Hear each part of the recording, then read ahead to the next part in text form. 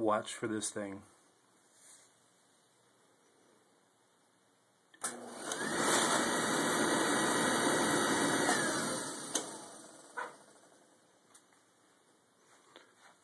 It's comforting.